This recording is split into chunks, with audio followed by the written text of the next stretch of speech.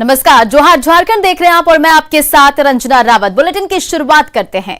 झारखंड कांग्रेस में जारी घमासान के बीच रांची में 3 घंटे से ज्यादा विधायक दल की बैठक हुई। इस बैठक में कांग्रेस ने 18 में से 17 विधायक शामिल हुए। इस दौरान कांग्रेस के विधायकों ने अपने क्षेत्र की समस्या और राज्य सरकार के द्वारा जनता के किए गए वायदों पर अपनी भड़ास निकाली। वहीं युवाओं को रोजगार और ओबीसी को 27% आरक्षण देने का फैसला लिया गया।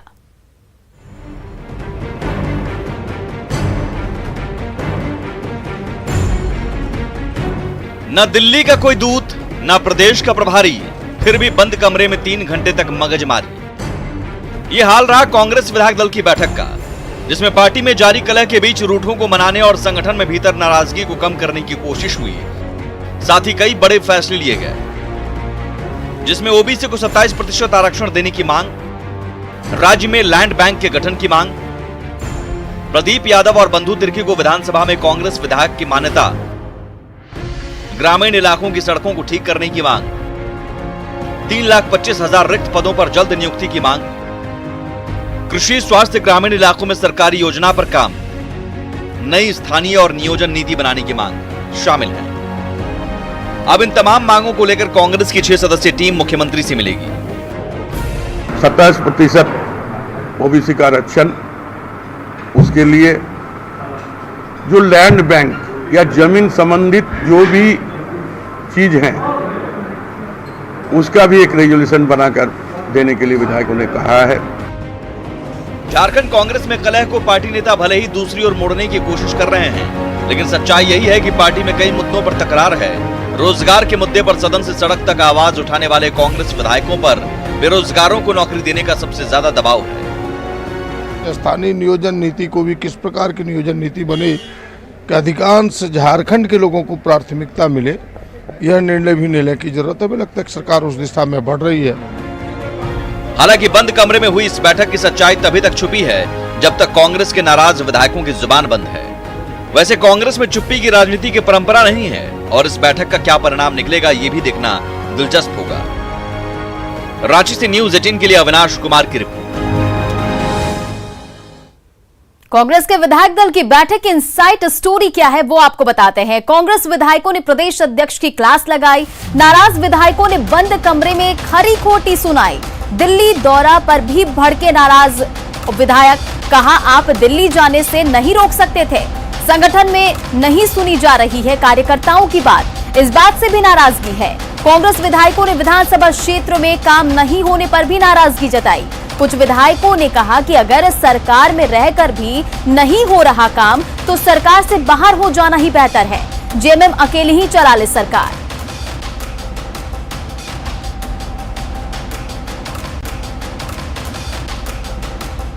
तो कांग्रेस विधायक दल की बैठक हुई और क्या कुछ उसमें निकल कर आए, क्या कुछ चर्चा हुई, ये हम आपको बता रहे हैं। कांग्रेस विधायकों ने प्रदेश अध्यक्ष की क्लास लगाई और नाराज विधायकों ने बंद कमरे में खरी खोटी सुनाई। और इस पर अधिक अपडेट के साथ हमारे सहयोगी अविनाश हमारे साथ जुड़ गए हैं। अविनाश, विधायक दल की बैठक हुई, कांग्रेस विधायक दल की बैठक हुई और जो कलह सुलझाने की कोशिश की जा रही थी, क्या वो सुलझती नजर आ रही है? नहीं रंजना, यहाँ वो कोशिश पूरी तरह से नाकाम नजर आ रही है और इसलिए नाकाम नजर आ रही है क्योंकि अगर आप बंद कमरे में 3 घंटे तक मैराथन बैठक हो और उस बैठक में कोई भी दिल्ली दरबार से कोई नेता ना हो, प्रभारी ना हो, और आप इतने देर तक अगर बंद कमरे में बैठकर बैठक करते हैं तो ये साफ तौर पर जगजाहिर हो रहा है कि आप नाराजगी को दूर करने की कोशिश कर रहे हैं। अगर नाराज विधायकों की बात करें, आज भी उस बंद कमरे के अंदर विधायकों ने अपनी पूरी मजबूती के साथ, अगर हम कहें तो जो प्रदेश के जो अध्यक्ष हैं, कांग्रेस के प्रदेश अध्यक्ष हैं रामेश्वर उरांव की ही क्लास लगाई है। कई मुद्दों पर ये बातें सामने आई हैं। जो अंदर खाने से जो खबर सामने आ रही है उसमें उन्होंने कहा है कि आप दिल्ली जाने से नहीं रोक सकते हैं। जो स्थानीय जो कार्यकर्ता हैं, जो नेता हैं, उनकी नहीं सुनी जा रही है। अगर हम सरकार में हैं और जनता के सवालों का समाधान नहीं हो रहा है, विकास योजनाओं को आगे नहीं बढ़ा पा रहे हैं, विधानसभा क्षेत्र में विकास की योजनाएं नहीं आगे बढ़ रही हैं, तब ऐसी सरकार में रहने से कोई फायदा नहीं है। और इस परिस्थिति में सरकार को बाहर जाकर या सरकार से बाहर निकलकर जेएमएम को ही सरकार चलाने की छूट दे देनी चाहिए। तो ये जो नाराजगी है, ये नाराजगी ये बताने के लिए काफी है कि जिस बैठक में जो कोशिश हो रही थी कांग्रेस की तरफ से कि जिस नाराजगी को दूर करना है, वो नाराजगी फिलहाल भले ही थोड़ी ठंडी पड़ गई हो, मीडिया के सामने वो नहीं आई हो, लेकिन अंदर खाने जो आज बैठक हुई है, पार्टी विधायक दल की जो बैठक हुई है, उसमें यही सारी चीजें हुई हैं। और आपको जानकर हैरानी होगी कि न सिर्फ नाराज विधायक बल्कि उसमें से कई ऐसे विधायक हैं, अगर हम ये कहें कि अब नाराज विधायकों की संख्या बढ़ रही है तो उसमें कहीं गलत नहीं होगा। कई और विधायकों ने भी क्षेत्र की समस्याओं को लेकर, क्षेत्र में जो अधिकारी हैं उनके द्वारा उनकी नहीं सुनने को लेकर, डीसी एसपी के द्वारा उनकी बात नहीं सुनने को लेकर ये नाराजगी जताई है और स्पष्ट तौर पर कहा है कि अगर कुछ खास नेताओं की ही बात सुनी जाएगी, और ये उदाहरण भी दिया गया है, इसमें भी प्रदेश अध्यक्ष को ही निशाने पर रखा गया है, तो ये सही नहीं होगा। सबकी सुननी चाहिए, सबका काम होना चाहिए और जनता से जो वायदे करके हम आए हैं उन वायदों को समय रहते हुए उसे जमीन पर उतारना चाहिए।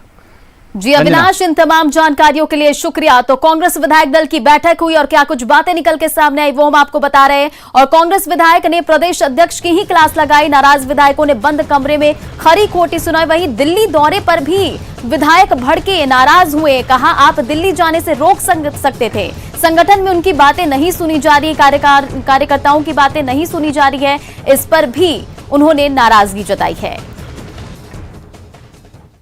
मुख्यमंत्री हेमंत सोरेन ने 1 महीने के भीतर खाली पदों को भरने की प्रक्रिया शुरू करने के निर्देश दिए हैं, लेकिन इस पर राजनीति तेज हो गई है। बीजेपी ने कहा कि सीएम का मकसद सिर्फ युवाओं का ध्यान भटकाना है।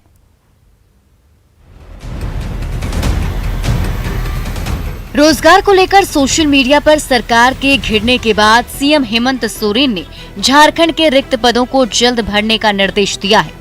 मुख्यमंत्री ने मुख्य सचिव, जेपीएससी और महाधिवक्ता को 1 महीने के भीतर नियुक्ति में आ रही बाधाओं को दूर करने के निर्देश दिए हैं। लेकिन बीजेपी ने सीएम के इस निर्देश पर सवाल उठाए हैं और कहा कि सीएम सिर्फ युवाओं का ध्यान भटकाने की कोशिश और गोल पोस्ट बदल रहे हैं। सरकार अगर सीरियस होती तो 10,000 से ज्यादा जो नियुक्तियां हैं वो अंतिम दौर पे हैं, उनके सारे फॉर्मेलिटीज हो गए हैं। वो पंचायत सचिव अभ्यर्थी की बात करें, होमगार्ड के जवानों की बात करें, सिर्फ उनका मेरिट लिस्ट निकालना है, सरकार वो भी नहीं कर रही है। कार्मिक विभाग इसकी इजाजत नहीं दे रहा। तो हम मानते हैं कि मुख्यमंत्री जी सिर्फ ऐसे घोषणा जो है वो करके लोगों का ध्यान भटकाना चाहते हैं और सिर्फ गोल पोस्ट बदल रहे हैं। पिछले कुछ दिनों से ट्विटर पर #झारखंडी युवा मांगे रोजगार ट्रेंड कर रहा था। झारखंड सरकार पर युवाओं को ठगने के आरोप लग रहे थे। सोशल मीडिया पर न्यूज़ 18 के पोल में भी 90% से ज्यादा लोगों ने हेमंत सरकार को रोजगार देने में फिसड्डी बताया था, जिसके बाद सीएम ने खाली पदों को जल्द भरने के आदेश दिए। मुझे विश्वास है कि जब माननीय मुख्यमंत्री जी घोषणा की है तो बिल्कुल सोच समझ के किया गया है। अब यहाँ के बेरोजगार लोगों के लिए एक सौगात होगा और जो कई विभाग में कई एक जगह जो वैकेंसी जो है उसको भरे जाएंगे। रोजगार के मुद्दे पर सत्ता में आई हेमंत सरकार युवाओं के सपने पूरे करने में अब तक नाकाम रही। ऐसे में अब देखना होगा कि सीएम के इस निर्देश का कितना असर होता है और कब खाली पदों के लिए विज्ञापन निकाले जाते हैं। न्यूज़ 18 के लिए रांची से निरंजन कुमार की रिपोर्ट।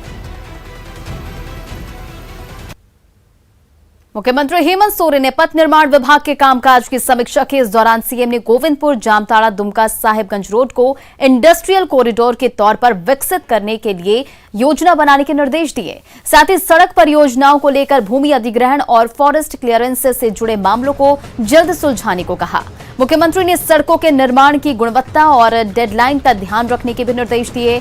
साथ ही फॉरेस्ट एरिया से गुजरने वाली सिंगल लेन की सड़कों को बेहतर बनाने के भी निर्देश दिए गए। मुख्यमंत्री ने माइंस एरिया के लिए डेडिकेटेड बनाने की योजना बनाने को कहा और साथ ही योजना बनाने के समय इस बात का ध्यान रखने को भी कहा कि इससे घनी आबादी और गांवें ज्यादा प्रभावित न हो। साथ ही पर्यटन स्थलों पर हेलीपैड बनाने की कार्य योजना पर कार्य करने के निर्देश दिए। दरअसल राष्ट्रीय राजमार्ग के लिए 612 किलोमीटर लंबी सड़क की स्वीकृति मिली है।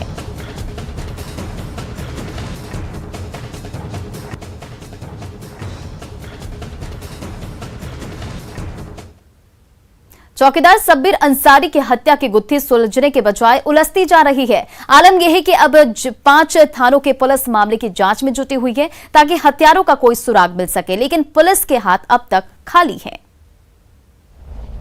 चौकीदार हत्याकांड की उलझी गुत्थी, 5 थाने की पुलिस कर रही जांच, अब तक खाकी को नहीं मिला सुराग। क्या अवैध संबंध में गई चौकीदार की जान?